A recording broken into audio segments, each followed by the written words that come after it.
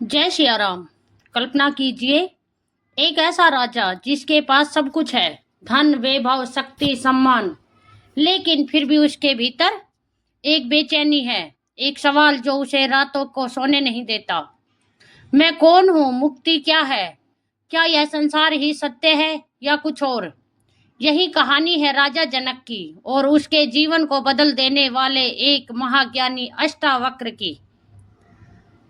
मिथिला के राजा राजा जनक, जिनके राज्य में सुख, समृद्धि और धर्म की कोई कमी नहीं थी। उनका दरबार विद्वानों से भरा रहता था। ऋषि, मुनि, ब्राह्मण, ज्ञानी सभी वहां उपस्थित रहते थे। लेकिन इतने वैभव के बीच भी जनक का मन अशांत था। एक दिन उन्होंने स्वयं से प्रश्न किया, यदि यह सब नश्वर है तो फिर सत्य क्या है? यह कोई सामान्य प्रश्न नहीं था, यह था आत्मा और परम सत्य का प्रश्न। जनक सोचते, शरीर नश्वर है, धन नश्वर है, राज्य भी एक दिन छूट जाएगा, तो फिर मैं कौन हूं? यही जिज्ञासा उन्हें भीतर से जला रही थी। एक दिन राजा जनक ने पूरे राज्य में घोषणा करवा दी, जो मुझे सच्चा ज्ञान देगा उसे मैं अपना सब कुछ दे दूंगा। दरबार में बड़े बड़े ऋषि आए, लेकिन हर उत्तर अधूरा था। किसी ने शास्त्र सुनाए, किसी ने तर्क दिए, पर जनक का मन संतुष्ट नहीं हुआ। तभी दरबार के द्वार पर एक अद्भुत बालक आया। वह था अष्टावक्र। उसका शरीर टेढ़ा मेढ़ा था, 8 जगह से विकृत, इसलिए उसका नाम पड़ा अष्टावक्र, जो हम पहले की वीडियो में बता चुके हैं। अगर आप जानना चाहते हैं कि अष्टावक्र का नाम अष्टावक्र क्यों पड़ा, तो आप इससे पहले वाली वीडियो जरूर देखें। तो दोस्तों, जैसे ही वह दरबार में आया, सब हंसने लगे।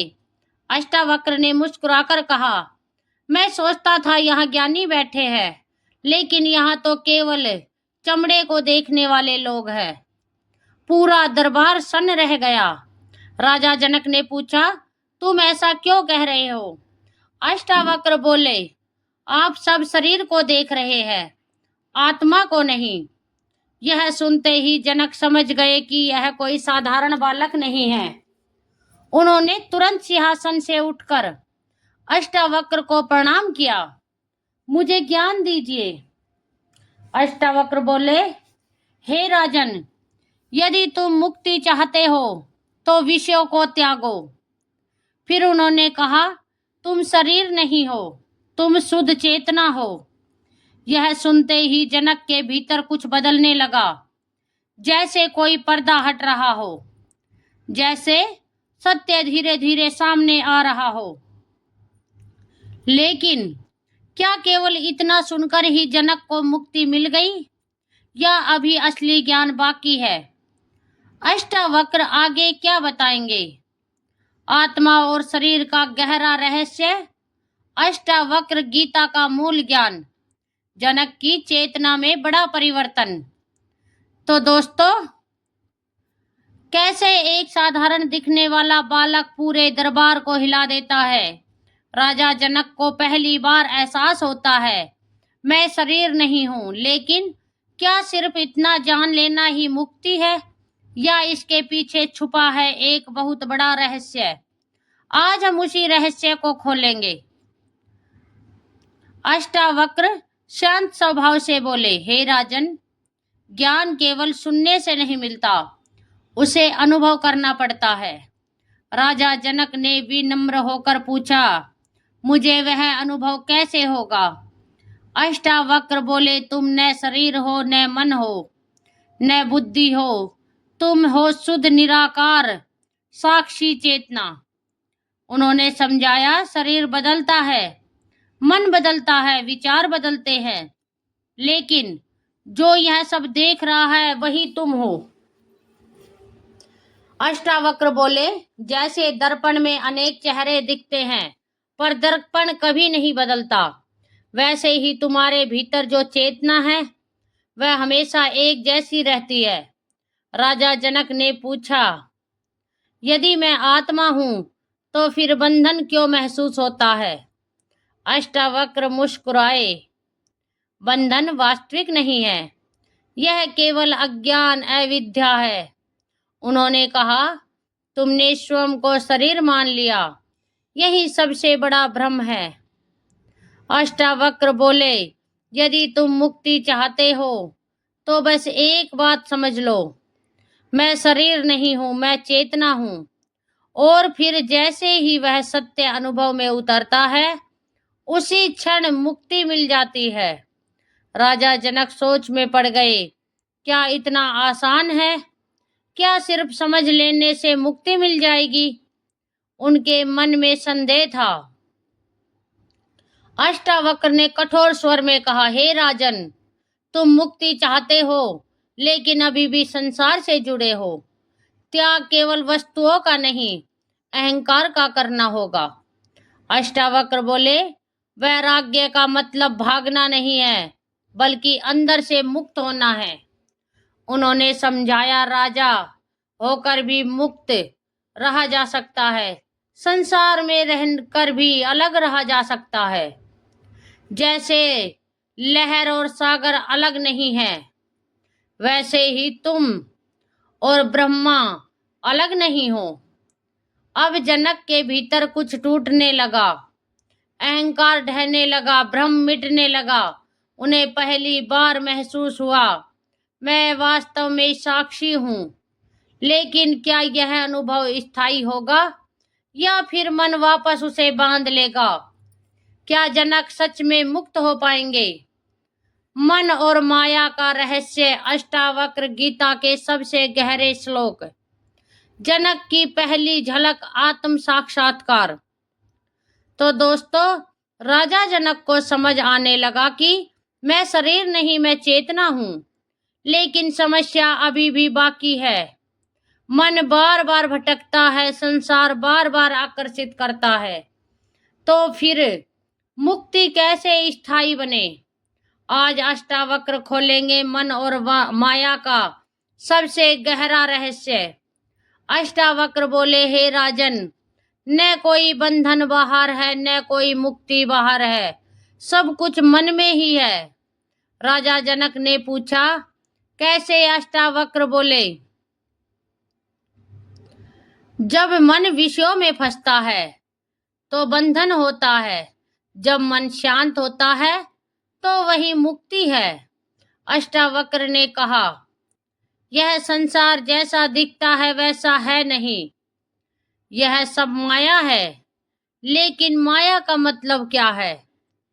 अष्टावक्र बोले, सौपन में, जैसे सौपन में तुम सब कुछ वास्तविक मानते हो, लेकिन जानने पर समझ आता है कि वह सब झूठ था, वैसे ही यह संसार भी एक सौपन है। राजा जनक ने पूछा, यदि यह सब माया है तो फिर जीना कैसे है? राज्य कैसे चलाऊं? कर्तव्य कैसे निभाऊं? अष्टावक्र बोले, हे राजन, कर्म करो, लेकिन साक्षी बनकर, जुड़ो मत, बस देखो। उन्होंने समझाया, शरीर काम करे, मन सोचे, लेकिन तुम साक्षी रहो।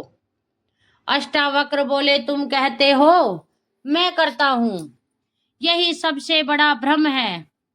सब कुछ प्रकृति करती है, तुम केवल देखने वाले हो। जहां आसक्ति है वही दुख है, जहां त्याग है वही शांति है। अब राजा जनक के भीतर कुछ गहराई से बदल रहा था। मन शांत होने लगा, विचार धीमे पड़ने लगे।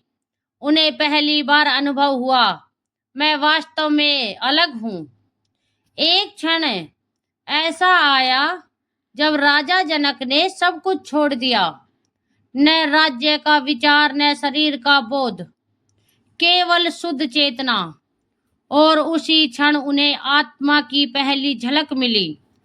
लेकिन क्या यह झलक स्थायी हो जाएगी या फिर मन वापस खींच लेगा? क्या जनक पूर्ण रूप से मुक्त हो पाएंगे? पूर्व आत्मज्ञान का विस्फोट। अष्टवक्र गीता का सार, जनक की अंतिम मुक्ति। तो दोस्तों, राजा जनक को आत्मा की झलक मिल चुकी है। उन्हें समझ आ गया, मैं शरीर नहीं, मैं मन नहीं हूं। लेकिन झलक और स्थायी मुक्ति में फर्क होता है। क्या यह अनुभव स्थायी बनेगा? क्या जनक सच में मुक्त हो पाएंगे? आज होगा अंतिम सत्य का विस्फोट। राजा जनक अब मौन बैठे थे, न कोई प्रश्न, न कोई जिज्ञासा, सिर्फ एक गहरी शांति। अष्टावक्र ने देखा, अब समय आ गया है। अष्टावक्र बोले, हे राजन, तुम पहले से ही मुक्त हो। तुम्हें कुछ प्राप्त नहीं करना है। तुम्हें केवल यह जानना है कि तुम वही हो जो तुम खोज रहे हो। यह सुनते ही जनक के भीतर जैसे बिजली कौंध गई। सारे भ्रम टूट गए, सारी पहचान मिट गई। उन्हें अचानक अनुभव हुआ, मैं न जन्मा हूं न मरूंगा। जनक ने देखा, सब कुछ एक है, कोई द्वैत नहीं। मैं ही ब्रह्मा हूं, यह सारा संसार मुझ में ही है। राजा जनक भाव विभोर होकर बोले, न मैं शरीर हूं न मन हूं, मैं शुद्ध शांत अनंत आत्मा हूं। उनकी आंखों से आंसू बहने लगे, लेकिन यह दुख की नहीं, आनंद के आंसू थे। अब जनक के भीतर कोई आसक्ति नहीं बची, न राज्य से, न परिवार से, न शरीर से। लेकिन उन्होंने सब कुछ छोड़ा नहीं, बल्कि सब कुछ स्वीकार कर लिया, बिना आसक्ति के। अष्टावक्र बोले, यही सच्ची मुक्ति है। संसार में रहकर भी